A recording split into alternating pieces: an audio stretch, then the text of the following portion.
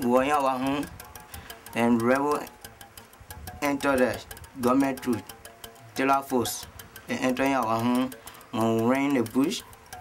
So they run behind others. They went, they captured up. They came my father in front of me. My mother started to shed tears. They tell her, they say, if you cry, we're going to kill you too. You see? So when she was crying, they fire her too. When they fire her, then we start to run. You see, I and my sister, then we ran. We went in the bush. Then later on, my sister then got missing from me in the bush. You see, so I alone, I be walking until I get behind different people. When we and that people then were behind about one more. You see, where I used to be, I just used to be thinking, crying, you see, about my mom and my father. You have no choice, like 12, 14, 13, you have no resistance, so you couldn't, you had no defensive. You couldn't be defensive. So at the time they were very much vulnerable.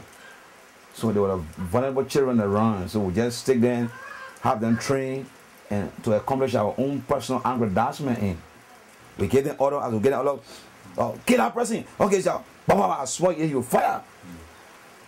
So the war was just, they were in a very hopeless situation.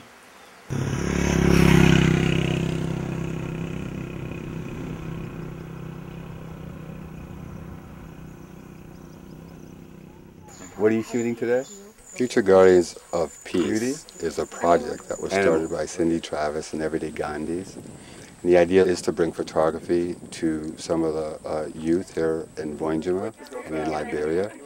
It was based on a project in Honduras where kids are photographing the environment, and it's part of their healing and part about restoration of the environment. So you guys, as photographers, you have to see this. If I was shooting this, I had to run all the way around and get here and shoot so that you saw their faces, right? Instead of his back, okay? They had no prior photography experience, and they started from scratch. And each day I gave them exercises to help them get used to the camera. But the power of it lay in them trying to use it as a tool of self-expression.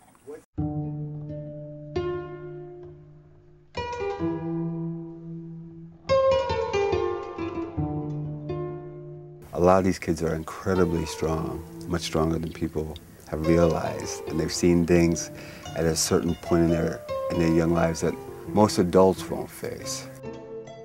So behind the lens, for example, there's a strong inner landscape, an inner world, and the camera just gives them a way to show the strength that's inside. And I think most people would think if you were a child soldier or if you grew up in an inner city, you wouldn't have that kind of beauty in your heart.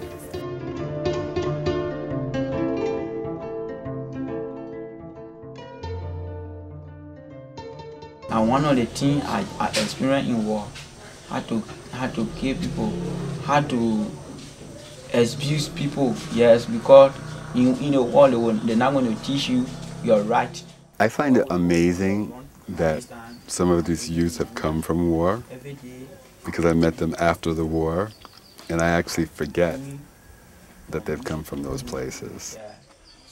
So the fact that these youth were child soldiers that were used and exploited and victimized, and their strength is they've developed deep, deep compassion. What do you see in another human being, or what's your reading of another human being?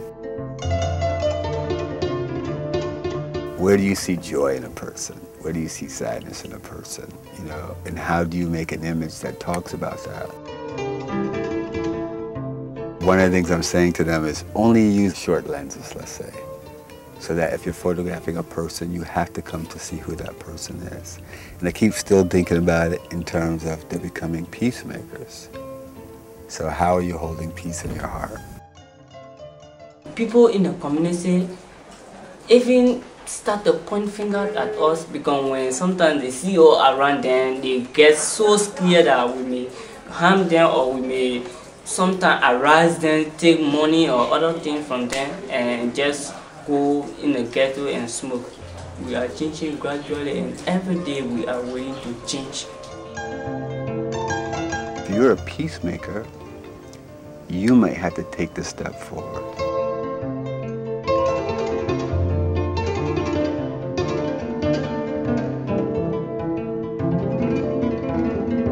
I say to them, are you photographers? And you have to say, I'm a photographer. And it's the same thing. You have to say, I'm a peacemaker.